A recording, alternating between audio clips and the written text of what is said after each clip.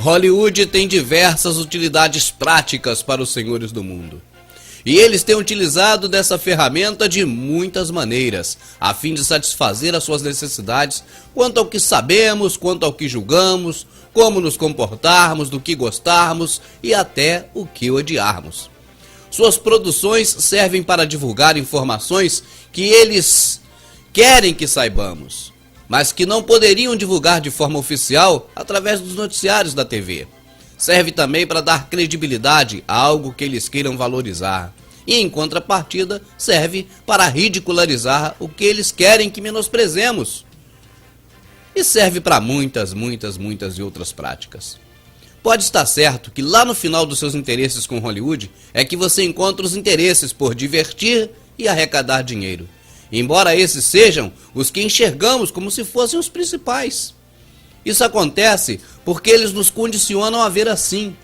Quando promovem seus filmes através de comerciais, eles utilizam do argumento de que tantas pessoas já assistiram, dizendo que é uma ótima diversão, e dizendo que já arrecadou tantos dólares, ou seja, dizendo que subliminarmente eles têm interesse pelo dinheiro. Assim, nós pensamos que eles mantêm Hollywood com esses dois propósitos sendo principais, de divertir e de ganhar dinheiro. Mas não é bem assim. E partindo para o Matrix, que é o objetivo desse trabalho, esse filme é constituído por diversos desses propósitos, aos quais os filmes são concebidos por Hollywood. E ao longo dessa explanação, você perceberá esses elementos.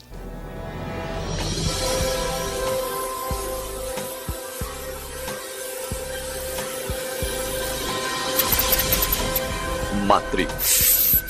Para o entendimento mais profundo, é necessário que conheçamos o mito da caverna de Platão. E é bom que conheçamos também a regra da essência e impressão. Assim, as questões quanto ao Matrix ficam mais claras em nossa mente. O mito da caverna é uma parábola escrita pelo filósofo Platão e encontra-se na obra intitulada A República, livro 7. Trata-se da exemplificação de como podemos nos libertar, através da luz da verdade, da condição de escuridão que nos aprisiona. Alguns ainda chamam de mito da caverna, os prisioneiros da caverna, ou, menos comumente, a parábola da caverna. Imaginemos um muro bem alto separando o mundo externo e uma caverna. Na caverna existe uma fresta por onde passa um feixe de luz exterior. No interior da caverna permanecem seres humanos que nasceram e cresceram ali.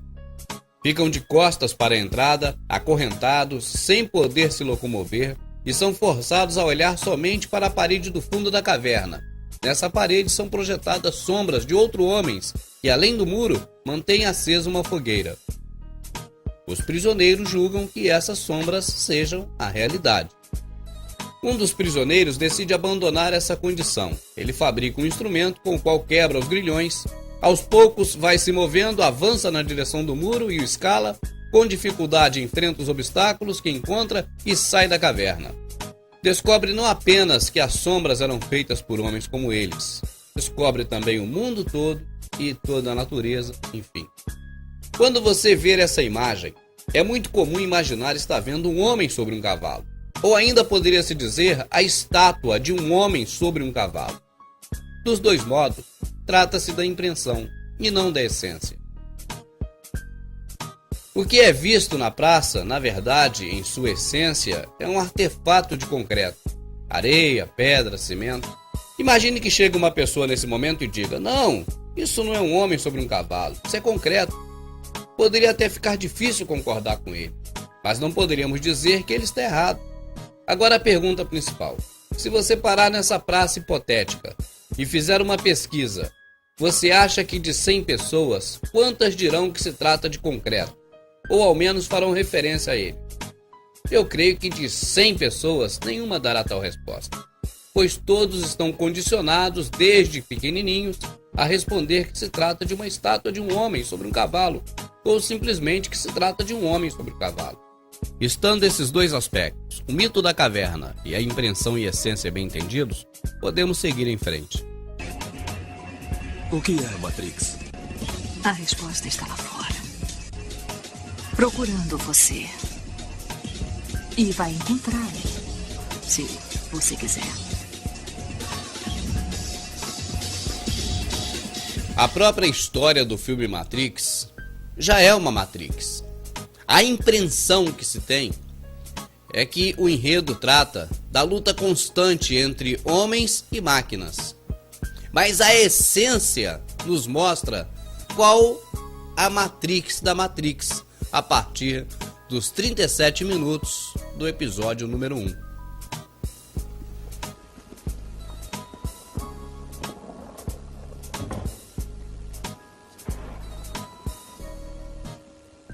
Imagino que, nesse momento, deve estar se sentindo um pouco como Alice, caindo pela toca do coelho.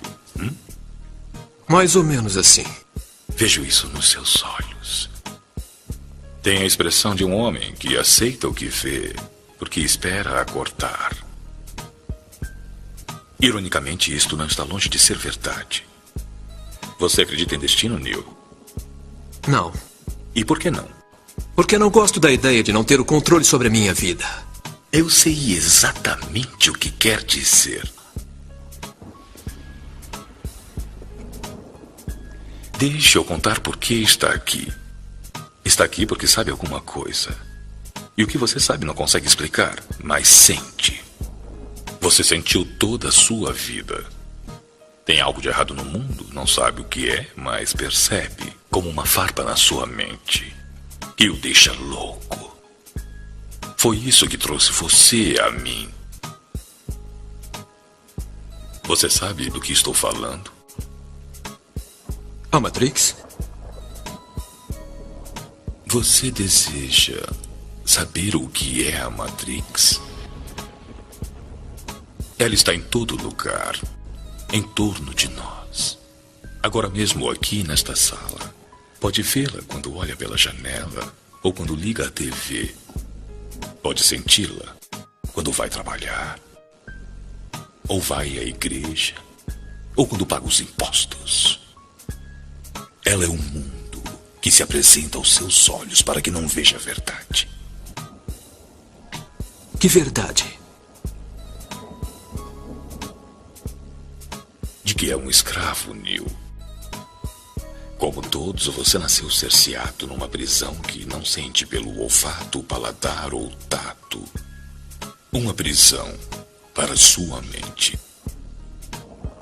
Como assistimos nesse trecho, há algo além da guerra constante de homens e máquinas, como o enredo desse filme.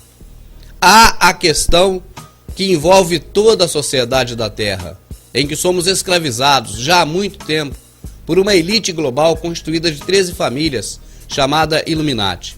E no decorrer do filme você vai observar que são citadas muito mais vezes essas questões relacionadas com os senhores do mundo e com a população, até mesmo muito mais vezes do que a guerra entre homens e máquinas, mostrando claramente que o enredo principal do filme é esse que está um pouco mais obscuro, a questão da escravidão por parte da população em relação aos senhores do mundo. Alguma vez parou para olhar, maravilhado com essa beleza e genialidade?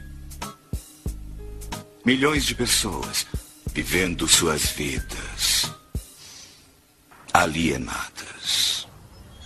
Fora da Matrix, ou seja, no mundo espiritual, há uma guerra constante contra as máquinas.